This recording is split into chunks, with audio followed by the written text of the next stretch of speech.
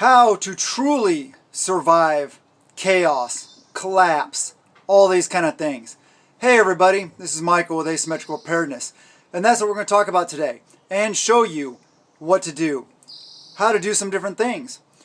The key is, pause, first subscribe, please hit the like button, comment below, and share the videos, spread the love, and do the same thing for other prepper channels. Help build the community. So, yes, we're going to talk about these things and show these things, but the key is, for long-term survivability, is self-sufficiency, self-reliance, being as independent from the system as possible, growing your own food, raising your own animals, doing those things. I talk about this all the time, but we need to be doing these things. It's very important, and that is what will truly make you free. It'll truly be peace of mind. It'll truly be living insurance. If you have food stockpiled, water stockpiled, lots of extra seeds, I mean lots and lots and lots of extra seeds. Planting, growing, harvesting, all these things. It's fun and it is good for you.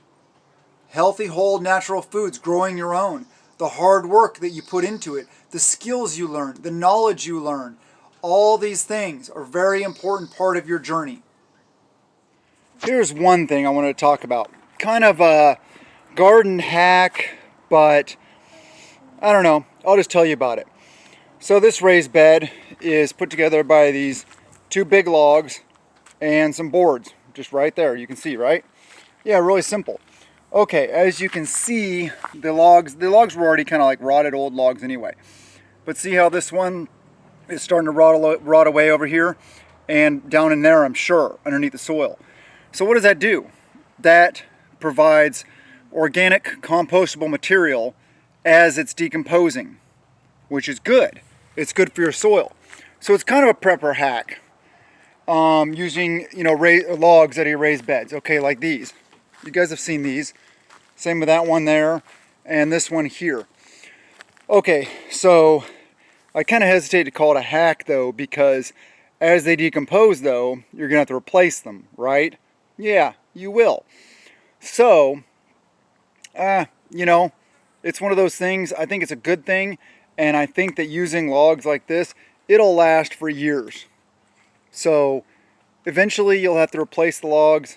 Yeah, I get it, but I think it's a good use of existing materials. What are you guys looking at? This is inside a shed.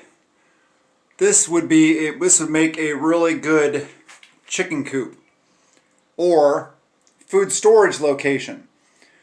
So the rats and mice and everything got in here, as you can see, especially like up here. Yeah, nasty stuff. So if I wanted to use this, I'd have to tear out all this shelving and just throw it away, because it's soaked with like rat piss and stuff like that. So pardon my language. And then I would be good to insulate it and then put in like drywall and seal it up really nice. It could be a really nice shed, really nice food storage location, good concrete floor. Put in a subfloor would be even better. And then, yeah, it could be left as is for a chicken coop. But use things like this. If you have a shed like this, perfect food storage location. Just needs a little bit of work.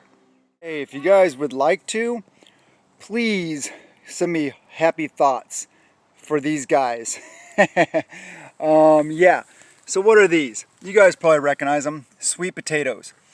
Didn't have luck with sweet potatoes last year, but we just put sweet potatoes in the ground. And they're in a raised bed. This time they're in a container. And these are some starts that we put the sweet potato in the jar with water, etc., stuff like that. So these two are doing really well. There's also two more down here that haven't come up yet, but I'm crossing my fingers for them.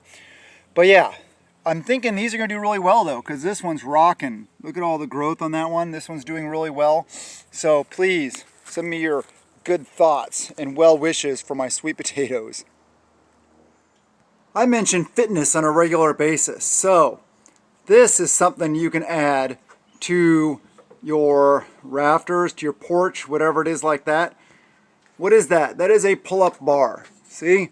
And I like keeping it so it swings, so I don't attach the ends to the posts. And this is wrapped over by a bunch of 550 cord, nice and really strong. It's not going to break, at least anytime soon. What's cool about keeping it loose like this is it requires more stability on your part and more strength and more muscle to do pull-ups. So that's something you could do real easy. See, there's just some 550 cord and a fence post. That's all it is. Hang it up there and get your workout on, get your prepper fitness on. Here is an herb, if any of you guys are interested in growing, grows really well. Well, I guess it might depend on your area, but as you can see in the sign there, mustard greens. And we use these in salads, we use them in stir fries, I just throw them in cooking, and my wife does other herbal things with the stuff that I don't know about, those kind of things. That's her specialty, the apothecary stuff. But mustard grows really quick, really well, so think about it. Hope you guys like these garden updates, because I don't know, I work hard and I'm super proud of my garden.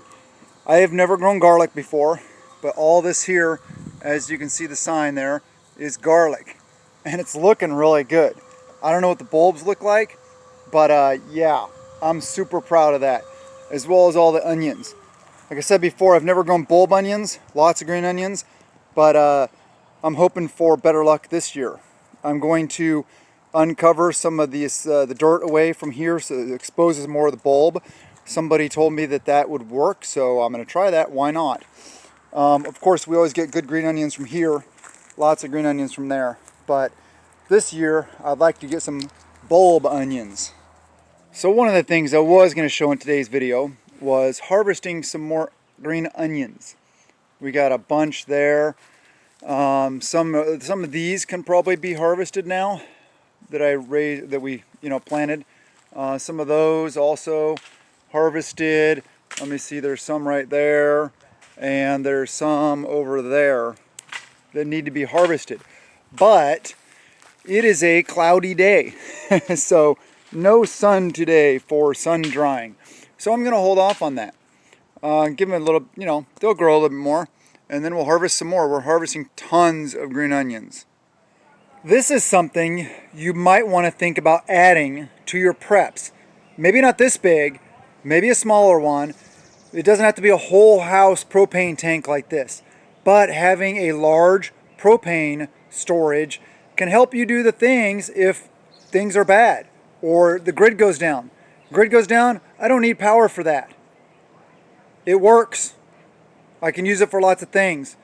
So, and if you have one of these, make sure you keep it full as possible, as often as they'll let you fill it. So keep that in mind. Another part of gardening and homesteading, quote unquote, is a compost pile, right? Showed you guys this in a video that I built it. Yeah, with just scrap stuff I had laying around. That's why it's not super pretty, but I think it looks pretty cool, and it will actually last. It'll stand the test of time. So cardboard compost, yes it does, as well as eggplant and carrots. This one is covered in some wood chips, but you see some of the stuff down there.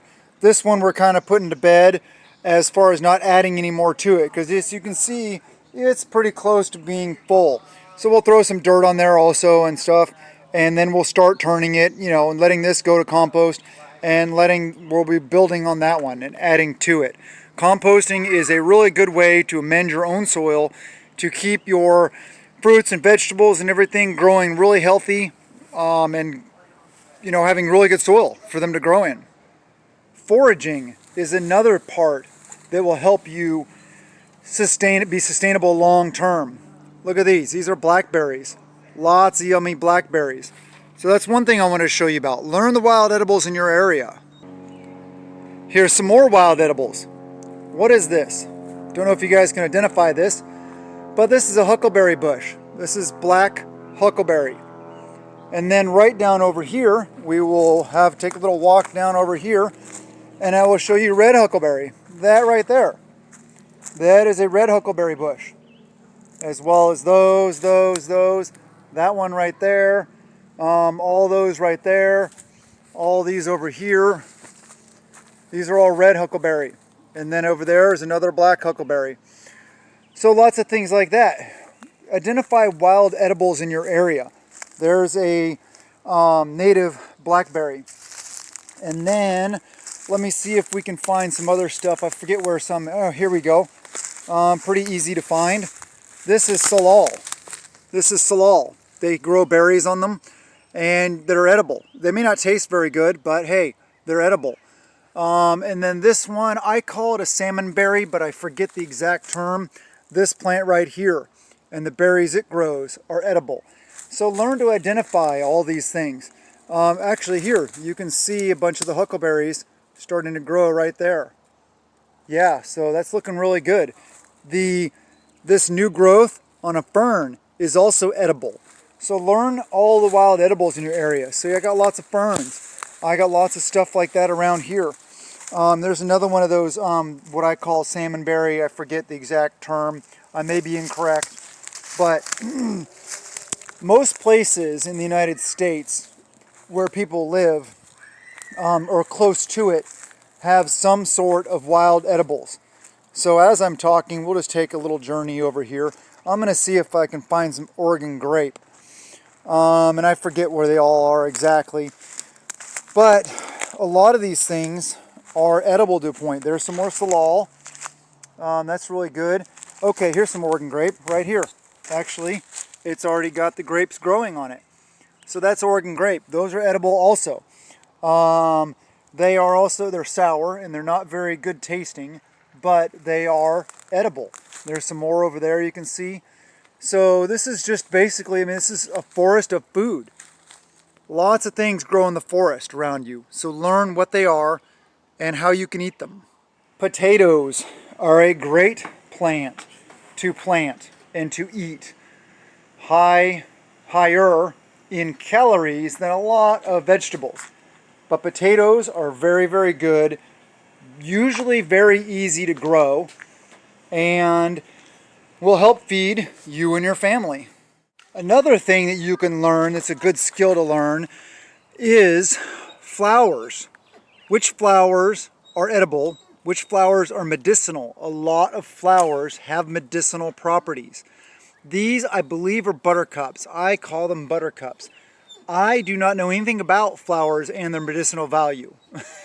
Honestly. My wife does, however, though. She could probably tell you something about those flowers. Maybe not, though. Maybe they're one of the ones that doesn't have medicinal properties. But I bet they do. Probably a lot of them do, to some extent or another. Here's some more flowers. What are those? Don't know. Like I said, I don't know much about flowers at all. That's her game. But there's some more right there. Learn and check out the medicinal properties of flowers. I'm just trying to find you some different ones. There's some little bitty ones right there. I'm going to have to ask her about these so I can start learning a little more about that also. But you know, time is a factor. So, and then there's also some flowers down there. That is Scotch broom, though. The ever-invasive pain in the butt weed, just like blackberries, that grows everywhere. But learn about flowers and their medicinal uses. Speaking of medicinal properties, I already showed you guys this garlic. Garlic has a lot of medicinal properties. So learn about all this stuff. This is all things that we can learn as preppers to help us be better prepared long term. The system may not be around as it is now for much longer. And it may be a long-term thing.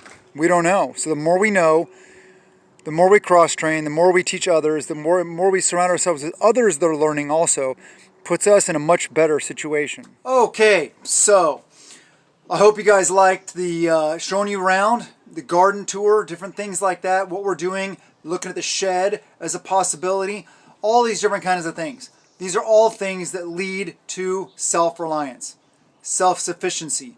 All those self words that are very important if you want to be successful long-term in any kind of event. No matter what happens, you can't lose by growing your own food, raising your own animals, and living a homesteading lifestyle. Even if you're suburban, urban, whatever it may be. You can do these things. Small space gardening. There's a lot of good channels out there about small space gardening. Check them out. But I hope you guys like the videos. I hope you subscribe. hit the like button, comment below, and I hope you do the things. Please, remember, prepping out of peace of mind, not out of fear. That is the way we approach things here on Asymmetrical Preparedness. We are all about prepping being living insurance, making sure that we're going to survive and weather any storm that comes our way. So I love you guys. Thank you so much for being here. Thank you for your support. Thank you for everything. I really appreciate you guys. Have a wonderful day and blessings to you and yours.